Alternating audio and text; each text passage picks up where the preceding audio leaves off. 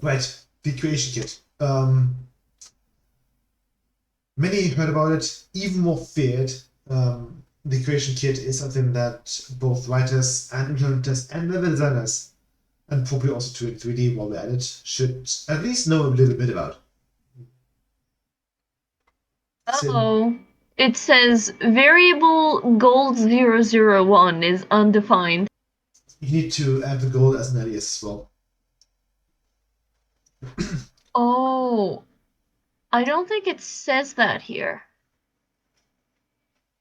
Add item. There's a matter of gold. But yeah, That means we have to make a property on the quest script that points to the gold.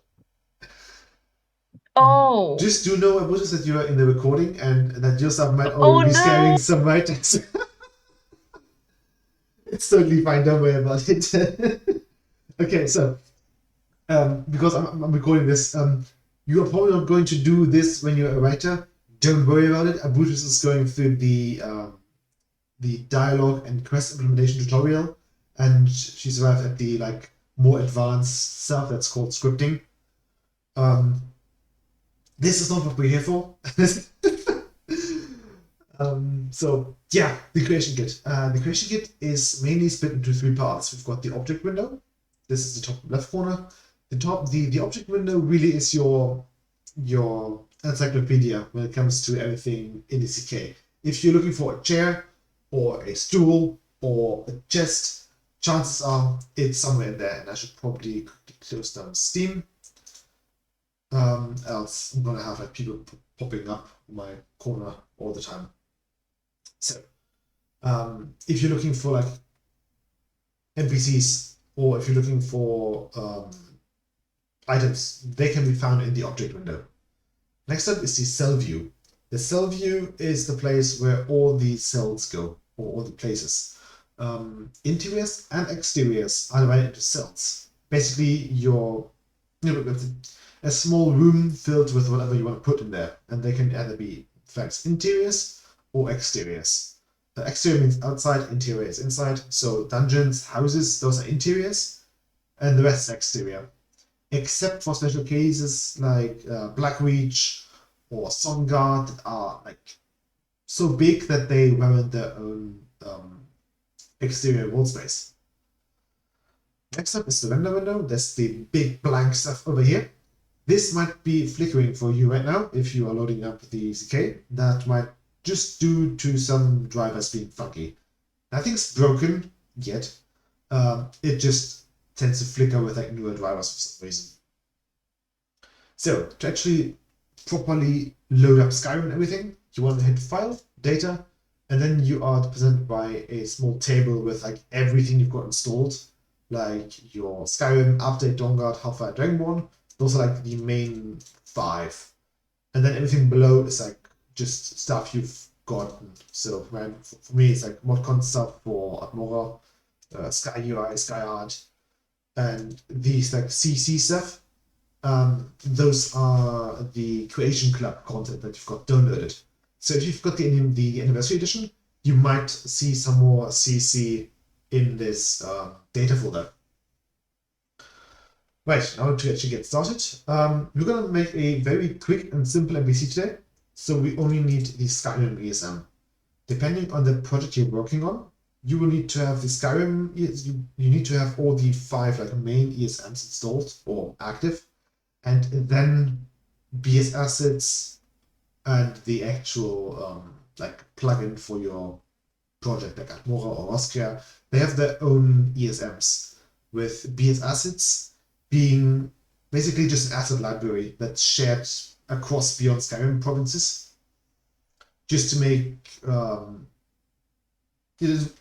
because it's nice to share some things, especially generic undead or other models that might pop up in multiple regions or even just close to any borders. But for all cases, Skyrim's going to be enough. So go ahead, okay? And now DCK will basically load up everything that's inside this .esm. The ESM is known as a master. While the stuff that you are going to be working on will be created as a plugin called an ESP. When creating a plugin, make sure that it is not dependent on any other plugins, or else merging, which means putting plugins into the ESM, is going to become messy. Now that we've loaded up the Skyrim ESM, we can see that there's a couple more things here, like the world spaces, all of these here, for example. So a world space is really just an exterior location that's just big, and so big that it probably wouldn't fit into like a handful of smaller interior cells. Like Tungreal, that's the regular outside Skyrim.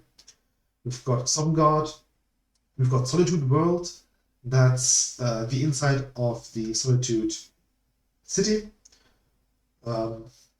Markarth, Labyrinthian, these are all different world spaces, with interiors being basically everything else. If you take a look in here, you've got like Highgate Ruins 1, 2, and 3. Or you've got High Hrothgar, which I think is the interior of the High Hrothgar Monastery. Sometimes dungeons are divided into multiple interior cells, mainly just to make loading things quicker.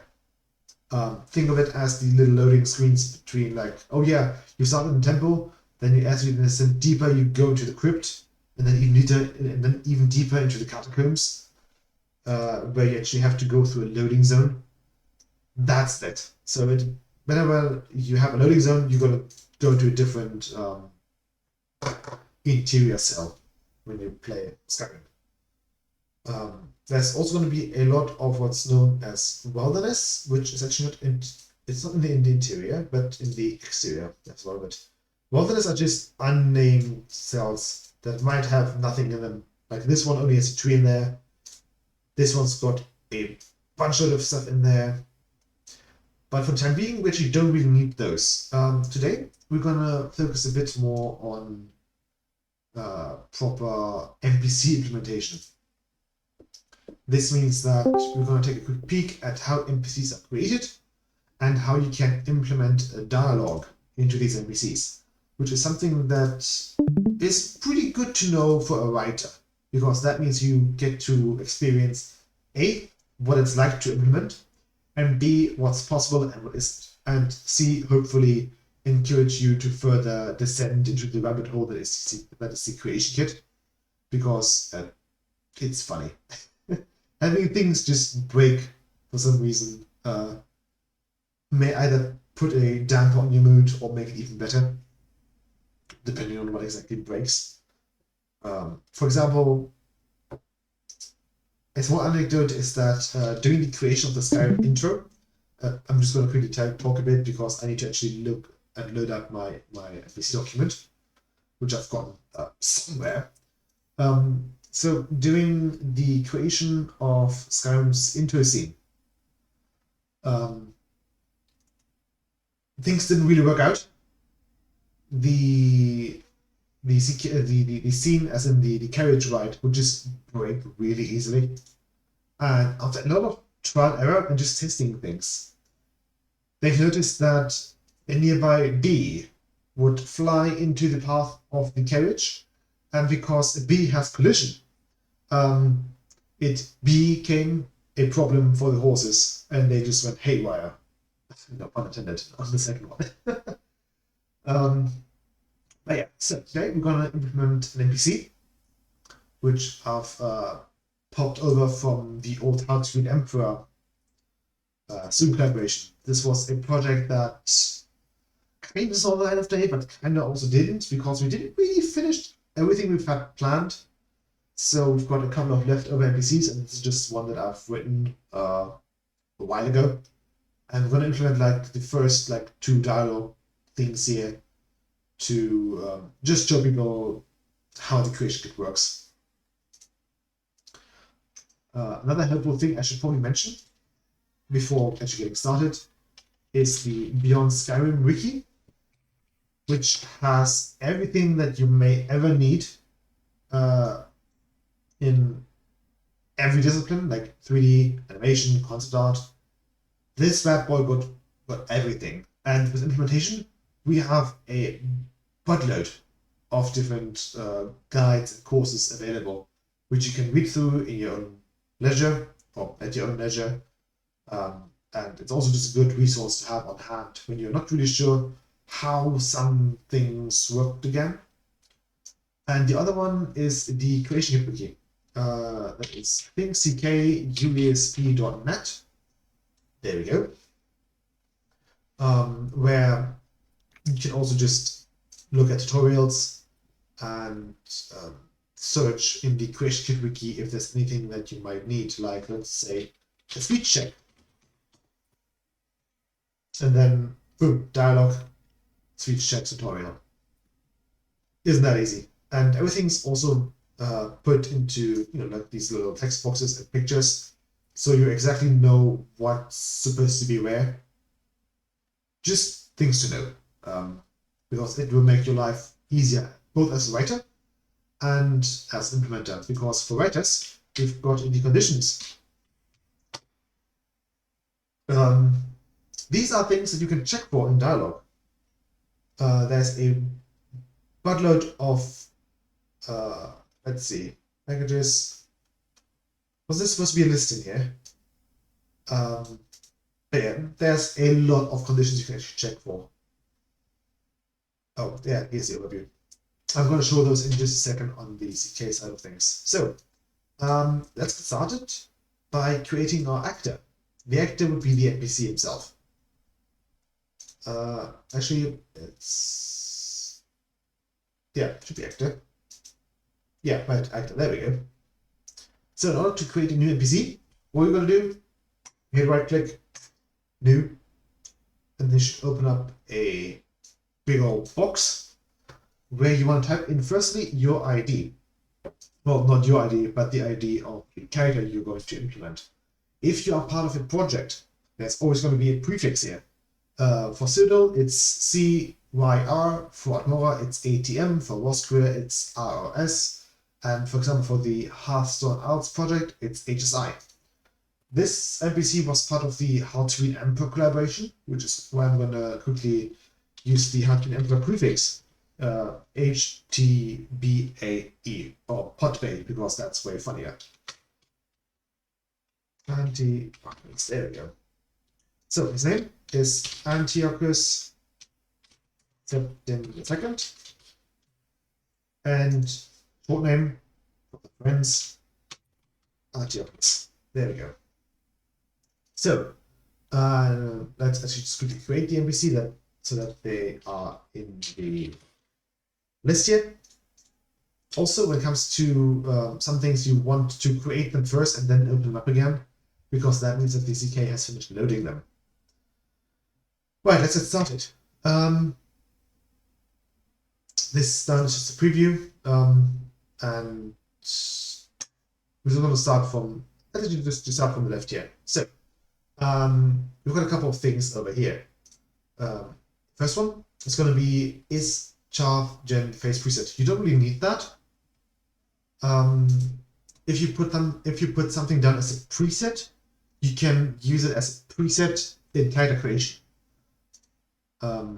Usually they're put into a different folder, but they can be used as presets. That's how the funny faces are made with the default faces for Skyrim, for example. Essential, this is a big one. Essential characters can never be killed, unless the quest says otherwise.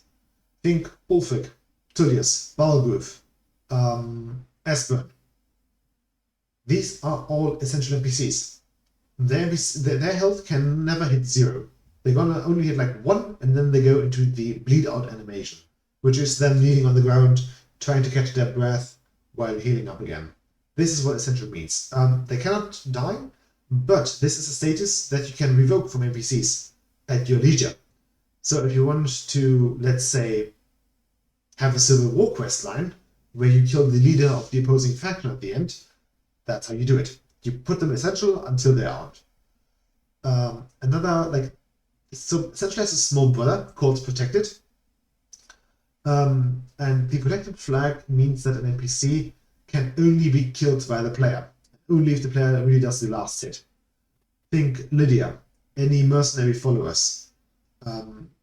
They can be ragdolled across the mountain by a Draugr. They can be stomped at by a giant and use the giant club space program. They're gonna be fine, but God forbid you hit them with an arrow in the knee.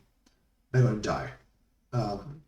Those are just like two things to be mindful of. You can make things invulnerable as well, which means that, well, can't hit them.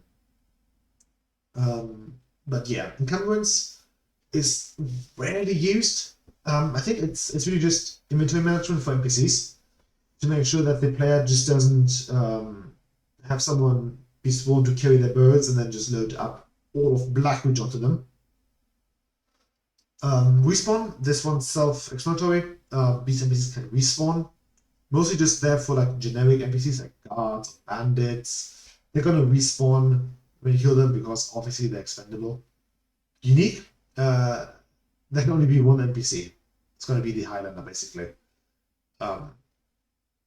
This one is good if you have actual NPCs that have dialogue that are not generic, like, you know, Balgoof is unique. The Captain of the Guard is also unique, but the regular guards and maybe some farmers that you find along the road, maybe they're not unique. So let's pop them on. The other ones aren't too important. This Ghost is fun. And let's go next. So next up, we've got the race. Every creature in Skyrim has a race attached to it, or well, is part of a race. So cow, chicken, chorus, those are all races. Since we are dealing with a septim here, it's not a giant, but an imperial. Although on just another quickly note, what you can also do is highlight this, is just click the race and then just type in what you're looking for. Let's say imperial race, and boom, CreationKit finds it. Click on it, and there it is. So here is our very dashing imperial boy. When it comes to other like variants for races, that's usually handled with the female checkbox. That just means that they don't have to implement the same race twice, but can just make a variation of it with a slightly different model. Height, weight are usually kept default. Do be mindful that some races are taller than others. I do believe the Ultima are 1.2, the Imperials are 1, and the Bosma are like 0.9, I think. It was a bit more apparent over in Oblivion, where Bosma were the Bosma kind of got the short end of the stick, quite literally, with Ultima also being very big, same as Nords. You could tell apart the races at a glance in Oblivion. Something that's more difficult in Skyrim, especially with like Nords, Imperials, and Bretons all being around the same size.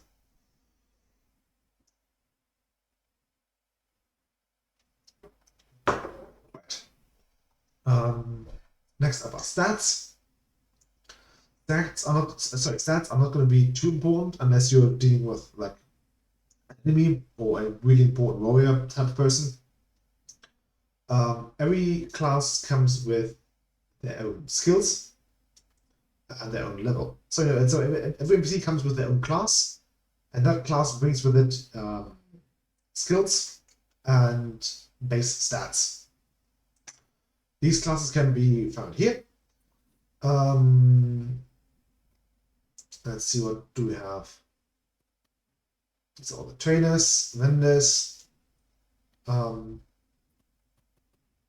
Yeah.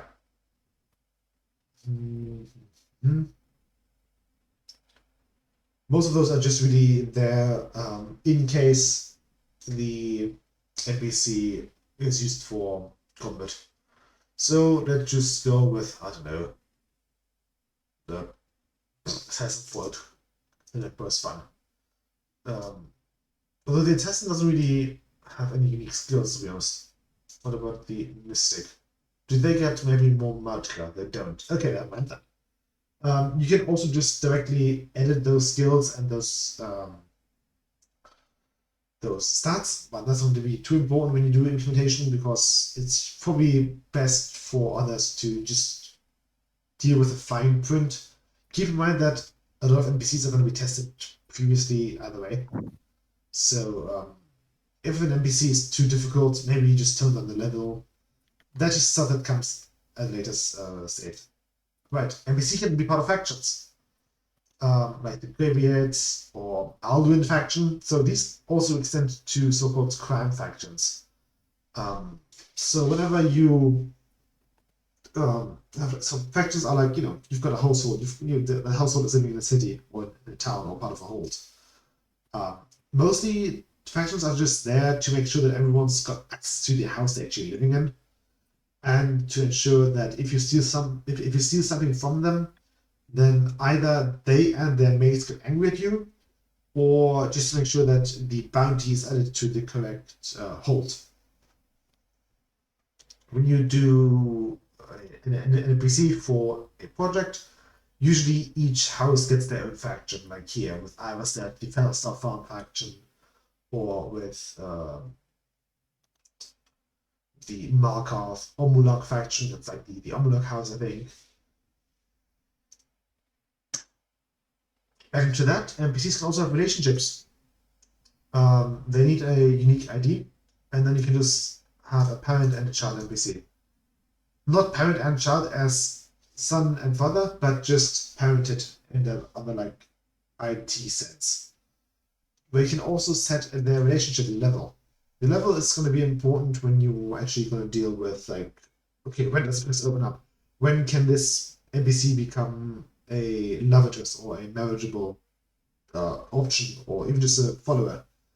Whenever you finish up a quest for an NPC, usually the disposition raises by 1. And this is what it is. It's really just the disposition. It goes from +4 to -4, and the higher the better. And you usually start at 0, which is acquaintance. This also means, so when you have an NPC that's already like at 1 and you do a quest for them, that might push them to 2 or keep them at 1, depending on how the quest is implemented or how the quest implementer does it. Either it can be like, oh yeah, if the NPC is not at 1 yet, set at 1, or set to 1, or if he is already at 1, keep at 1. That all works. That can all be specified in implementation notes if you are interested. One thing I would like to quickly mention though is that depending on the disposition level, or the disposition, well, depending on the disposition, the NPC will allow the player to steal a bit more stuff from their, I don't know, porch, garden, safe. And this, how much is dependent on the value. To my knowledge, acquaintance, you can't get a single septim from them. Friends, you can borrow stuff up to 25 septims of value, and confidence, I think it goes 50 and then just like 50 steps. Never really bothered to check, but just something to keep in mind of, that when you're friends with an NPC, you can borrow their things, maybe leave something in return, who knows. And the last part is just an association type. If someone wants to have some more backstory. We don't really need keywords, AI data. That only really comes into play when you're dealing with combat stuff. So aggression, confidence, that's just how they're going to deal in combat. If they're going to run away, if they're going to attack everyone, if they're going to attack only the player, if your follower is going to join you in your fight, or just going to keep a safe distance because you're lunatic to start to fight with the dragon. Next up, we've got AI packages. AI packages is your schedule. I could take I can just show you stuff there. AI packages are set up firstly in that they've got an ID. There's also templates. Those are going to be important. This is most of the stuff that an NPC can do, like travel, eat, guard patrol, hover, which means just standing around there menacingly, patrol, sandbox and guard. Sandboxing just means that the NPC is just going to walk around the area and it's going to interact with everything that they can. NPCs have a couple more interaction button presses, or prompts, I suppose. Like, I don't know, mining ore, but also just chopping wood or working on a workbench, or for some reason, like the sailors in Windhelm, hitting the main mast of your ship with a hammer really hard.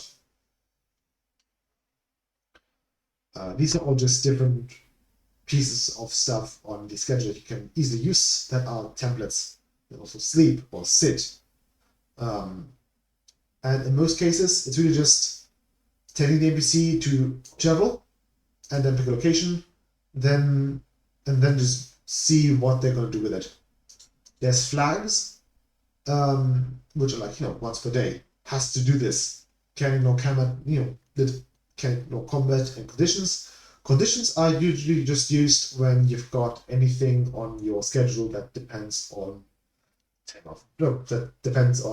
quest completion or you being part of a faction.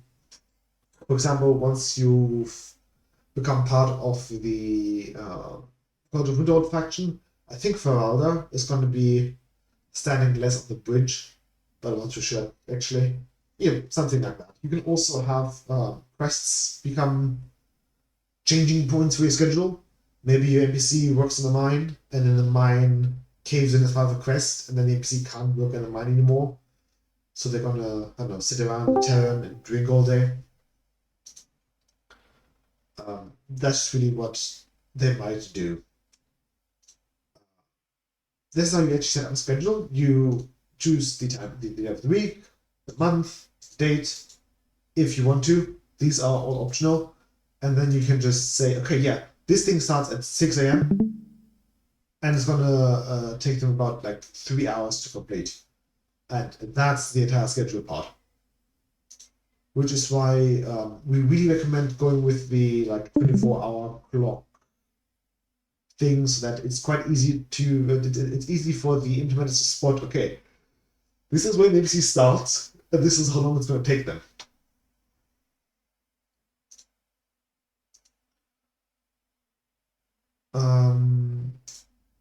Right, next up we've got the inventory. This one's probably something that you're gonna be a bit more happy about. So let's quickly address our dashing emperor. Gonna give him the emperor's clothes, because currently he's wearing the emperor's new clothes, which are a bit frisky if you ask me. And they're gonna be part of the dark. So the emperor's robes are part of the. Can't find it, can I? Where is it? Dark Brotherhood. Am I blind?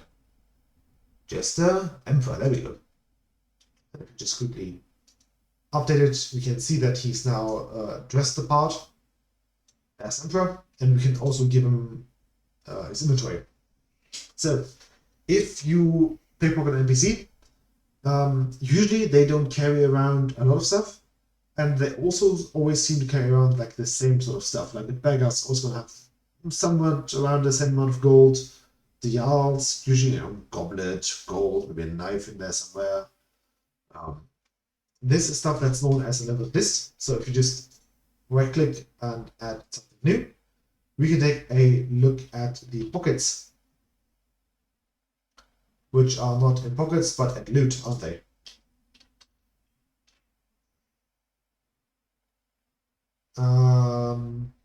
Yeah, so loot usually is just loot usually just goes for containers, stuff that the dragon has on them, stuff that the Dora have on them, but there should also be others that I can't find at the moment. Items, food. You can have everything be like a leveled list. The leveled list really just checks your character level and gives out some level appropriate things. Okay, let's just check for citizen. Not there either. Am I blind? Probably. Not in clothes. Yeah, this is what happens when you don't actually take a look at the names of them. So don't mind me. Death items are also something that can drop. Basically, if your NPC has a really cool dagger, but you don't want the player to be able to pickpocket that. Just put down the dagger as a death item. That means that the NPC is only going to let go of it upon death.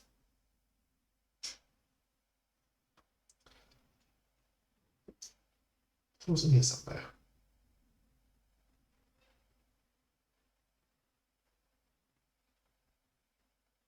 Yeah, there's a lot of enchantments here.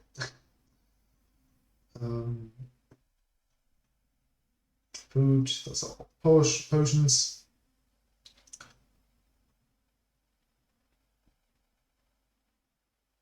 You can put down jewelry if you want to. Different letters.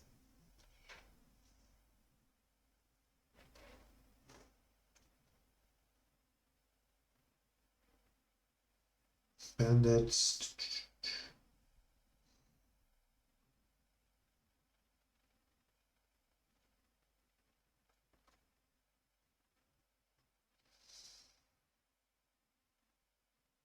It would be great if I could just show things, but obviously I'm currently being blind again. Potion, poison, potion. It's not here, is it? Skins, list. Okay, never mind. Then it's got nothing in its pockets. Wait, there we go. Spell list, sounds, animations, you don't really need those. Lastly, the important parts are like character gen parts. This is where you can just quickly put down, I don't know, let's give them dark blonde hair. If you click here, you can change the face to a couple of presets, like eyes, give like, lovely yellow eyes, have, I don't know, maybe not hair like that.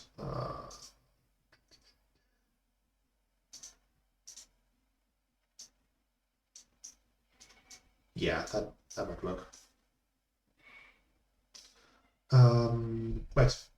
So once that's done, we're just going to hit OK, and that's the NPC itself done. That wasn't too bad, was it?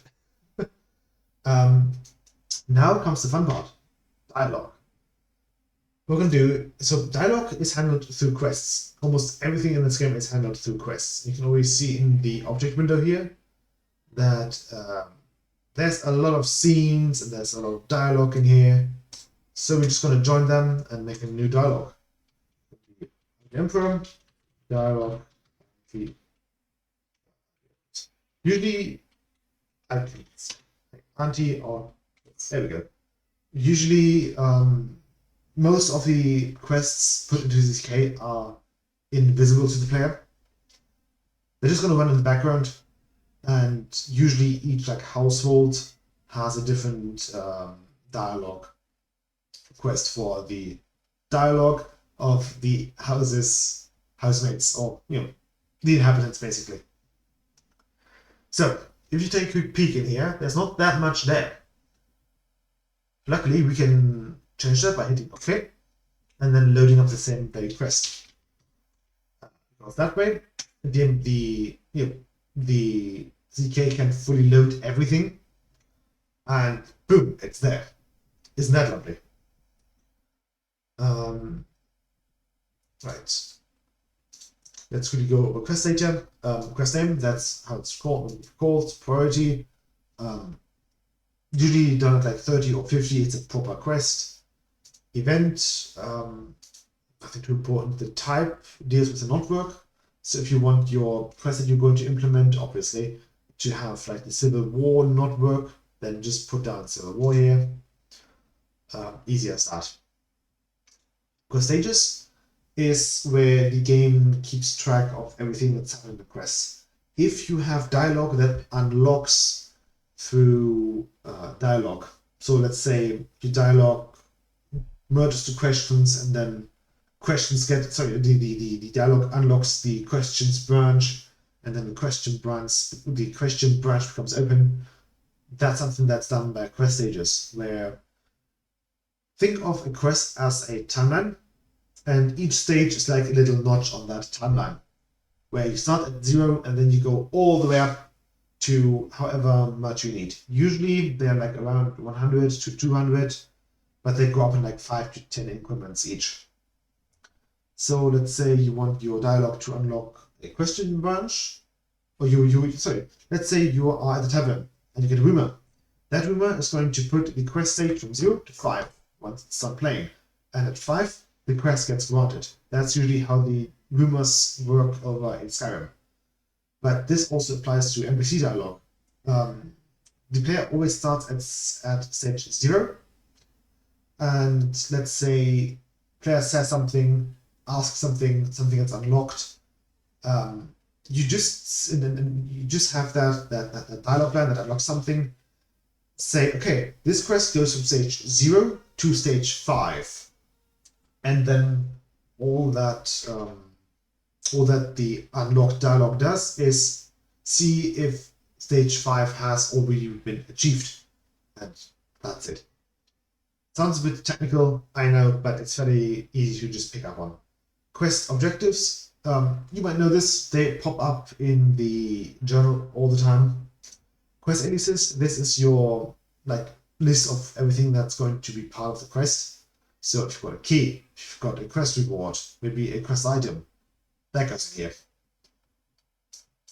All important part are going to be the dialog views and the MISC tabs here. So let's actually start with dialog implementation. And I think we're going to start with the greetings and the farewells because they are fairly quick to be implemented. Greetings and farewells all go into the MISC spot. So you just hit up, right click, make a new topic, and then let's see, hello, goodbyes. Those are greetings and farewells respectively. Let's start with the greetings. Gonna go with the hello. Gonna give that an ID because everything needs an ID here. And now we're just going to click new. So right click, click new. These are now things that are going to be set as the hello. So all I'm doing is just take this line, copy it, and paste it. So this is also where the dreaded 149 character limit comes to play. The creation kit is very noble in that it actually counts how many characters there are. So if you're a writer, you can take this as a quick double check that everything's properly formatted and that there's nothing going over the limit. Script notes. This is where we usually put into our... People are being very noisy at the moment. If you give me a quick second, I'm just going to quickly close the window that's open outside. No problem.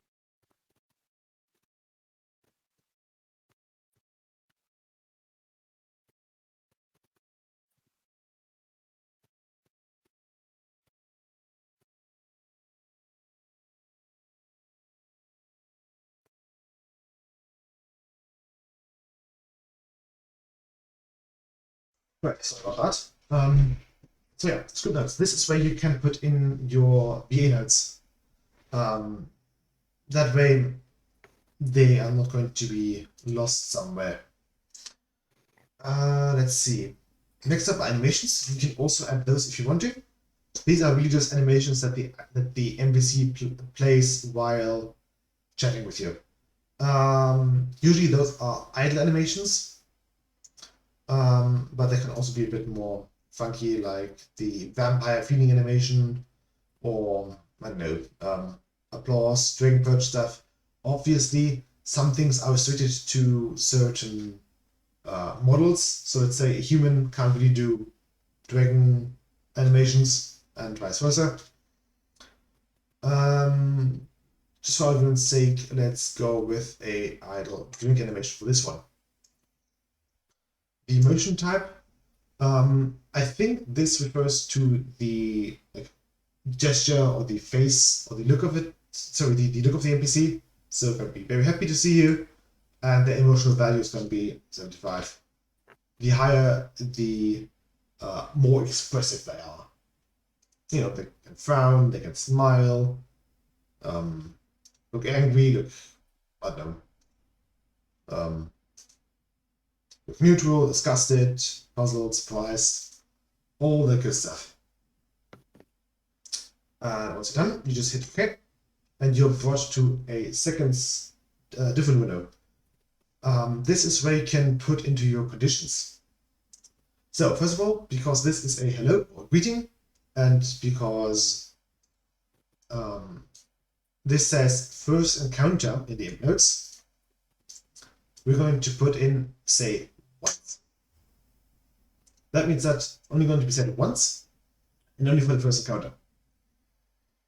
Now, there's also another condition on it called if male.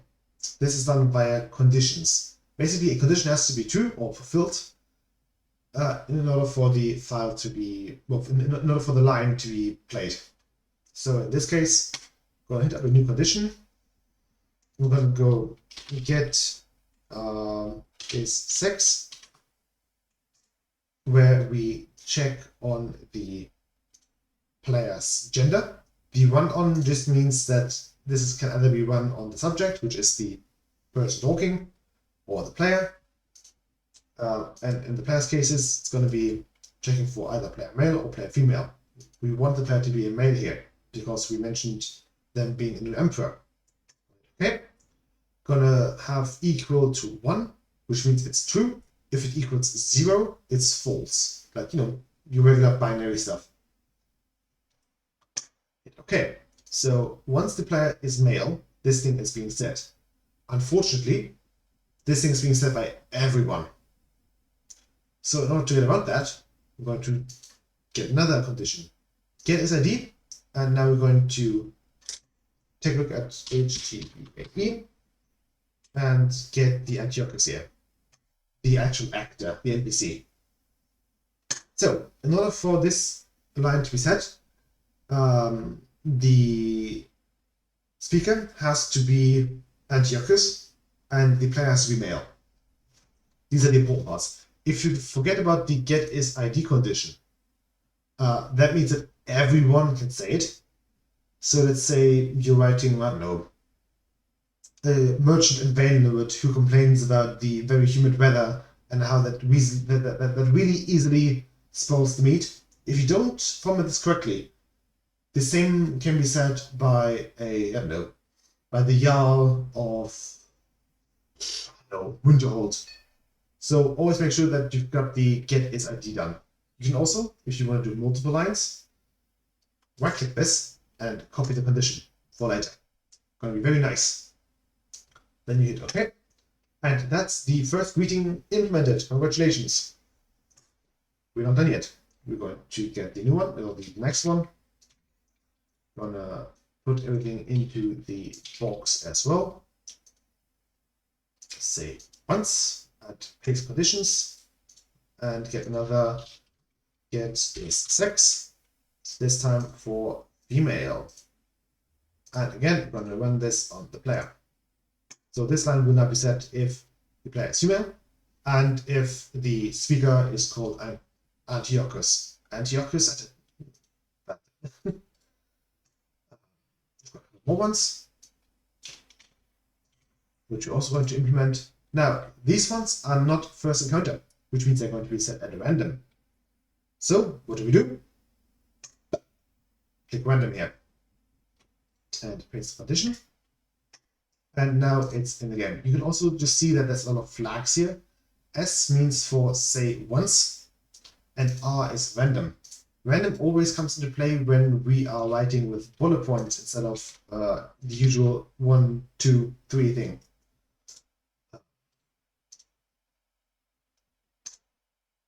Like, I don't know, chop box, battle box, these all go into this category here.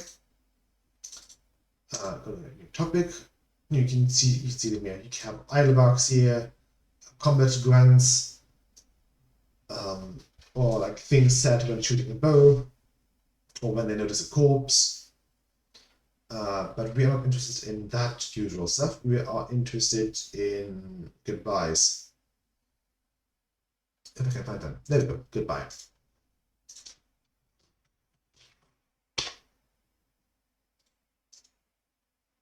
So this is what happens when the player exits conversation. Steps of here, gonna go with random, paste the condition. We don't need the goodbye flag here. That is only used when you've got a proper exit dialog implementation on somewhere. Just going to quickly add them to the sheet because they are fun. New.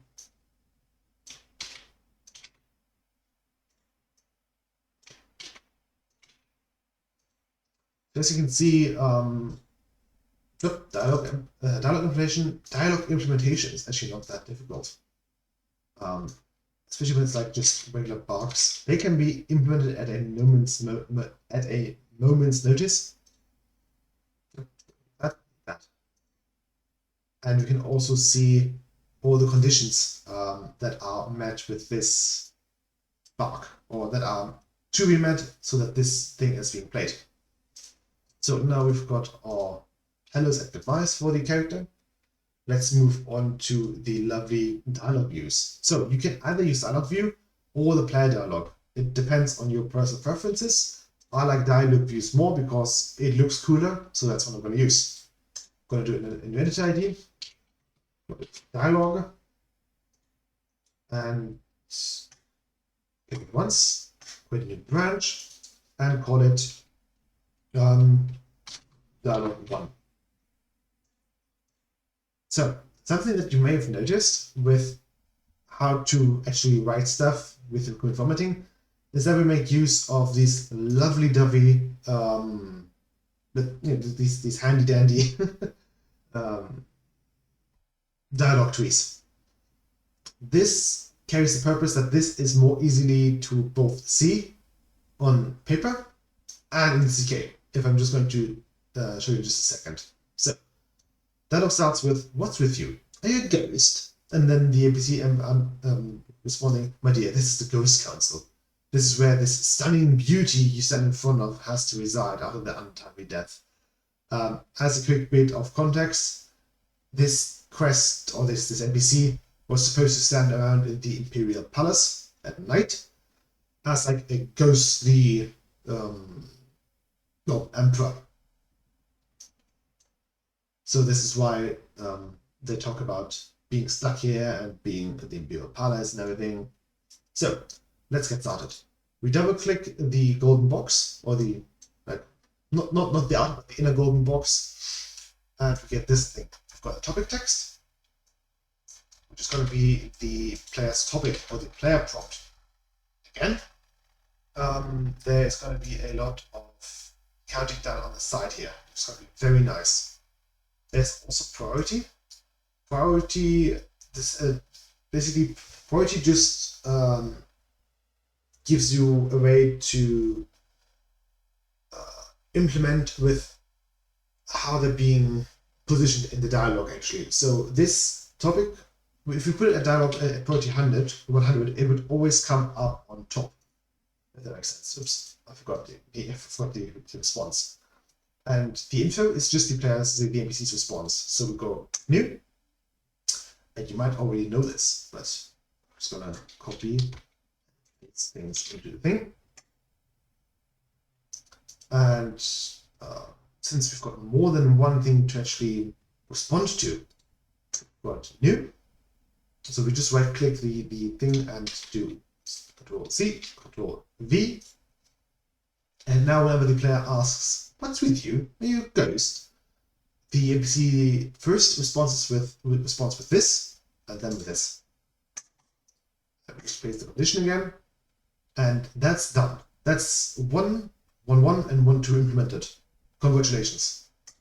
One thing worth mentioning: if your NPC has multiple things to answer, because they have a different answer depending on the race or the sex of the player, you just create a new topic or a new info here with new, and you put in the next one as well.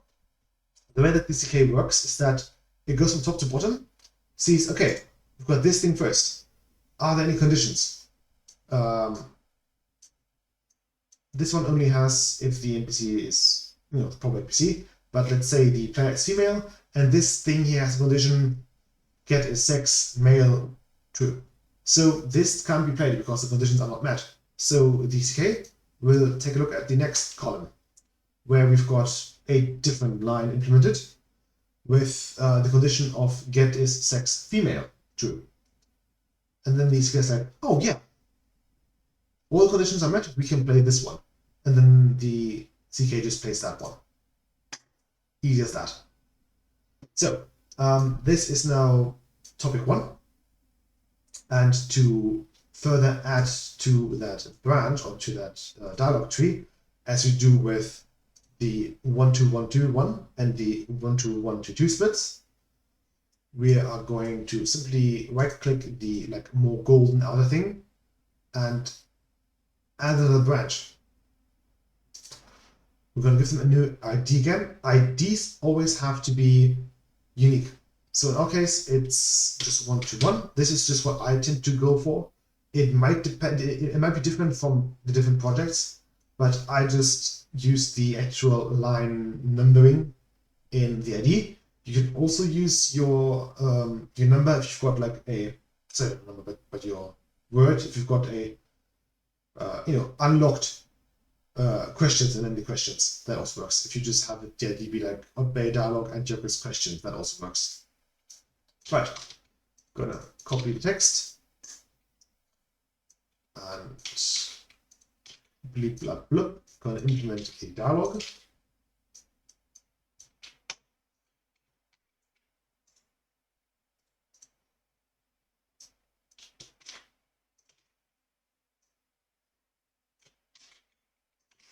Text. There we go. And that's this branch done. So now we've got 1-1. So we've got 1. We've got 1-1-2. Well, sorry, 1-1 and 1-2. And now we've got 1-2-1, 1-2-1-1, and 1-2-1-2. So everything up that's highlighted. Next up, we're going to go with these two options here. But before we do that, we're just really going to rearrange this because it's going to make a bit more sense in just a hot second. I'm going to create more topics. This one's going to be 1-2-1-2-1. Can you skip this place? New. Going to give it a response text. Another one, because we are fun like that. And we're going to condition this, obviously. And now we once again have priority here. Since we have two options, we've got these two, and this one should be on the top. So we're going to give this one just a higher priority. Let's go with 60 instead of 50. So we've got, again, a new dialogue topic. Now, one's missing, and that's 1-2-1-2-2. We're going to leave this at 50 so that it's below the other one. Going to do response text. Boom,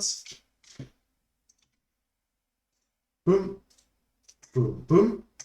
Hit OK, hit OK. And now we've got everything locked and loaded.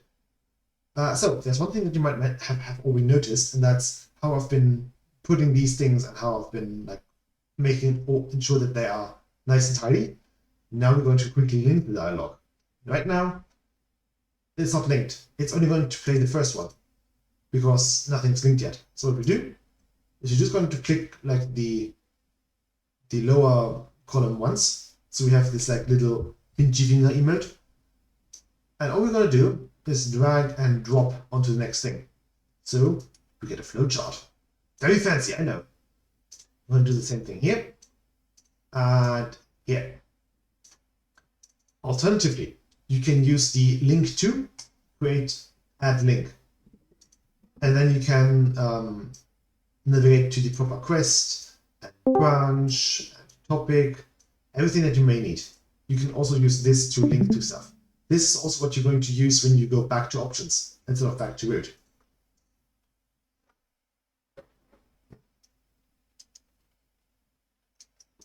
So we've got the first dialog tree implemented, which is like all of this.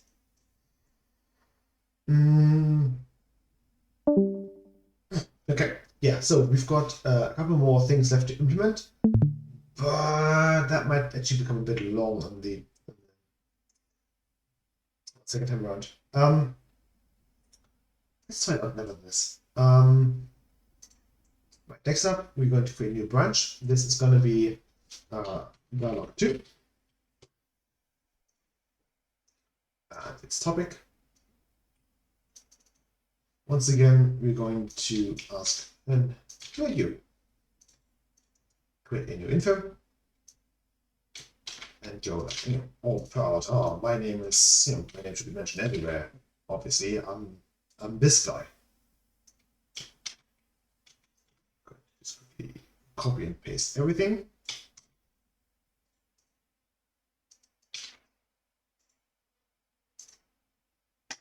And that's all with this thing done.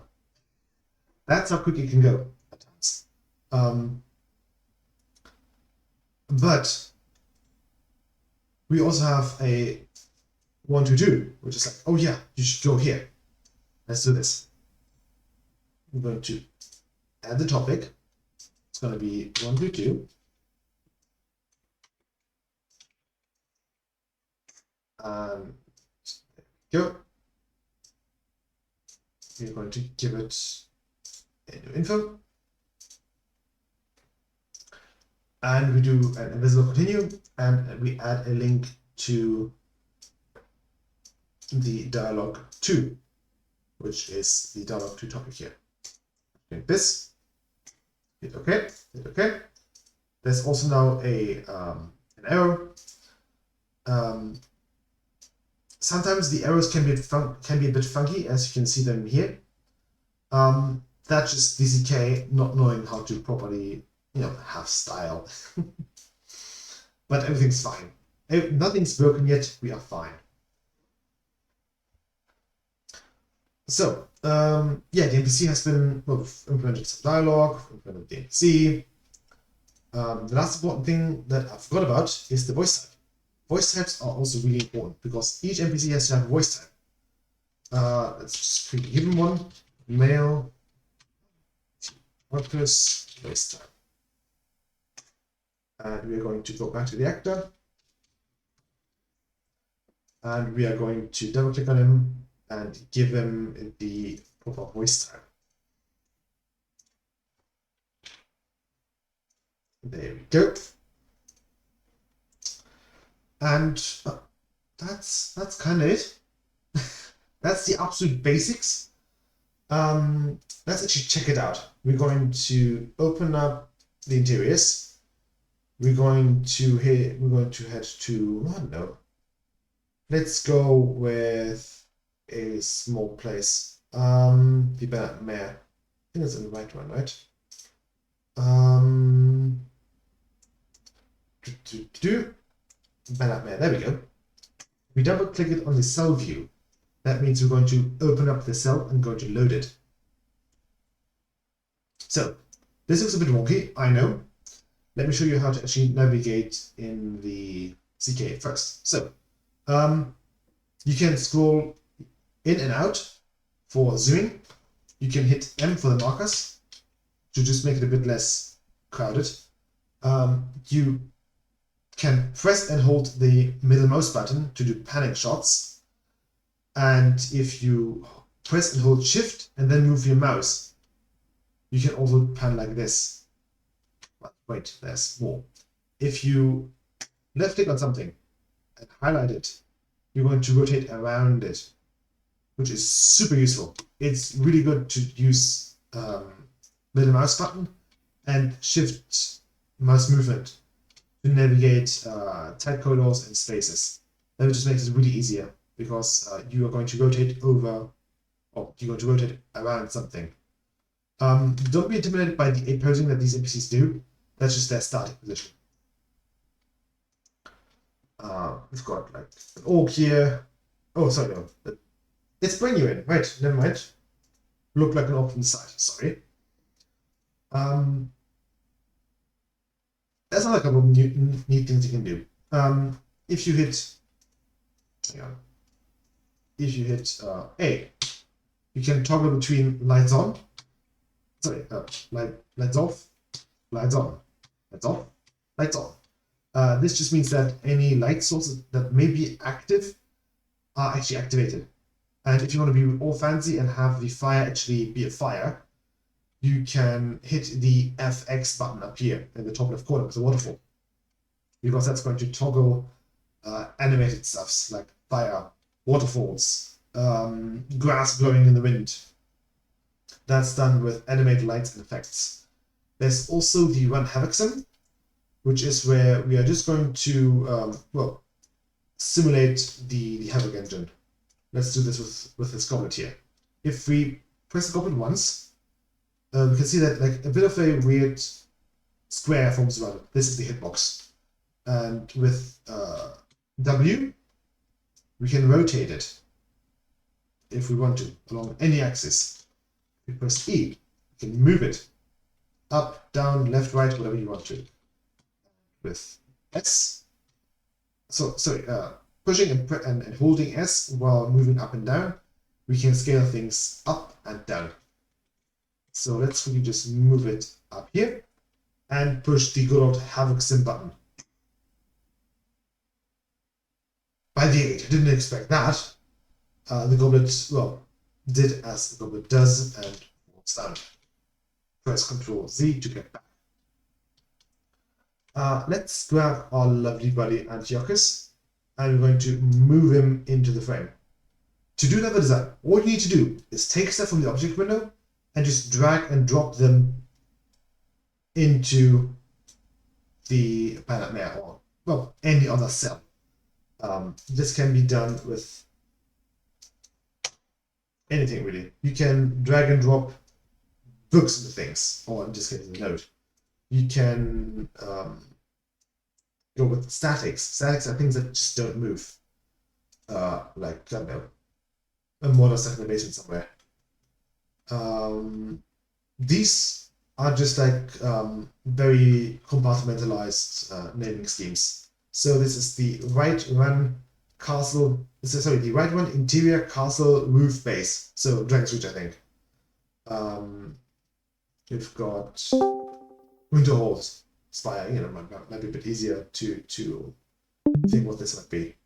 We've got furniture. We've got bedroll. We've got like, I don't know, a chair. You can just put it down and boom, you're level designing. Congratulations.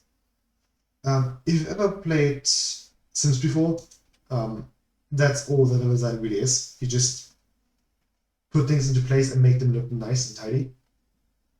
And the last thing I'm going to do with NGX today is going to go back to Actus. I'm going to get rid of a very pesky bug that plagues Skyrim players all across the world, which is the dark face bug. If you don't do this and you create a new ESP or something new and have new NPCs, this will make your NPC go dark face if you don't do it. All you do is go into Actus, highlight the NPC, and hit Ctrl and F4. This is what's known as exporting face gen data for all selected NPCs. Click yes, and it's done.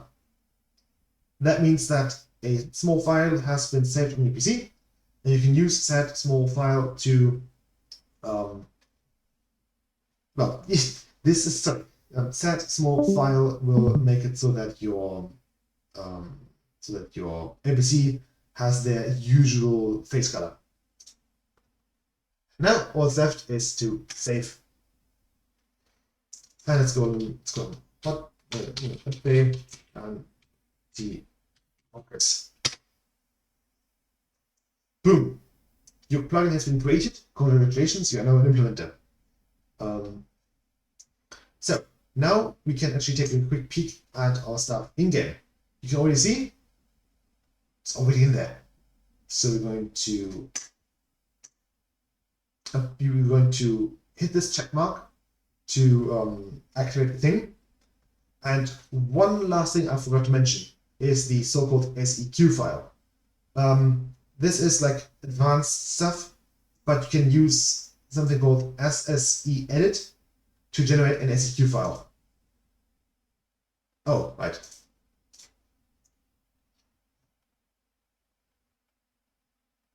Come on, Steam. Yeah, Steam wants to obviously update at the moment, but I don't want it to update. Now that my Steam should be running, that means that this should work. Let's check it out. So SS edit is something that all the mod creators use to make sure that nothing is out of whack. All you do need to do is just select your stuff that you want to check, double click it, and it's going to load. This can take a bit if it's a bigger something. This is also what level designers use to make sure that they didn't accidentally move a chair in the middle of Solitude. So we're going to... it's still building references down here, but it should probably be already good to go. So we made changes to cells, data topics, branches, data views, NPCs, quests, actors, and voice type. What changes did we make with cell?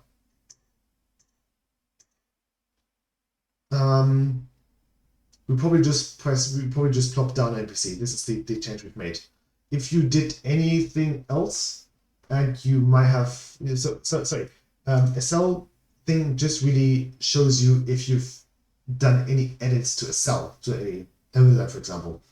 There's a couple of instances where a level designer goes around the map searching for some inspiration, and whoops, they've accidentally moved a tree in the middle of nowhere without noticing. This is where you can take a look at things and see if you've noticed something. Again, this is just like really advanced. This is like borderline advanced implementation stuff.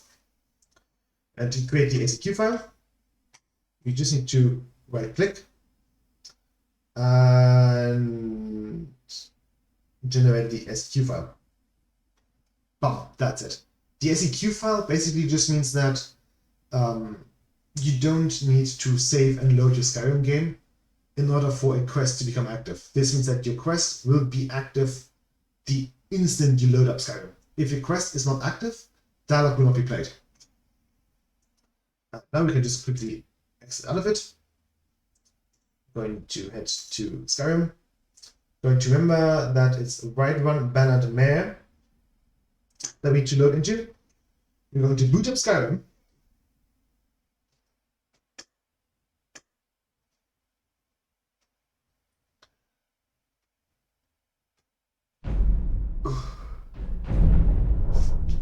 You know, we've already seen this loading screen a couple times. And now all we have to do is head into the Beyond Skyrim and see the fruits of our labor. We're going to go with CLC. Whiterun Skyrim. CLC is basically the teleport to a cell. You also have COW, which is a teleport to a world space. Go hit enter. And we're gonna see our boy Antiochus hopefully in the Beyond Skyrim. Let me know if you want anything. Think I got a clean mug around here somewhere. If it's a lady you're looking for, you best. Hey, there they are. And they've got the dark face bug. I don't know why. Maybe some other time I'll reveal your destiny. There. Ta-da! Look at that. He's in game. Crystal scribe. And he's eating, and he's got a dark face. This shouldn't have.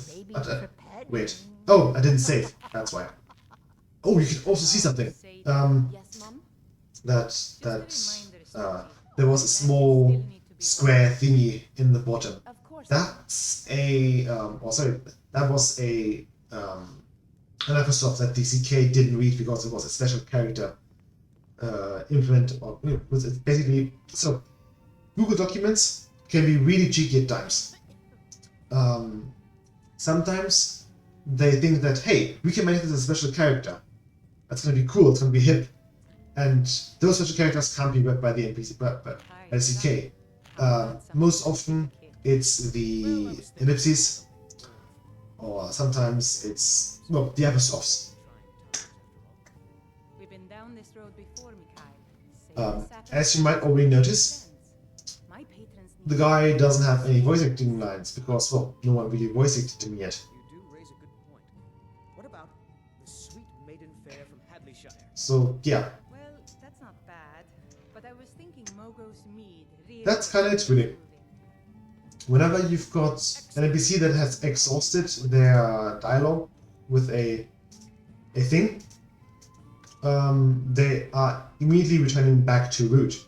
If you want to go with the back to options, you need to put in a link, as in a link in the CK, to have the dialogue link up to a previous spot. But yeah, look at that, he's all speaking, and this time the apostrophes actually work. Weird, huh? But yeah, I think that's actually kind of it. Let's see if he plays the goodbyes. Should be. Yeah. Yeah. Ah, my face.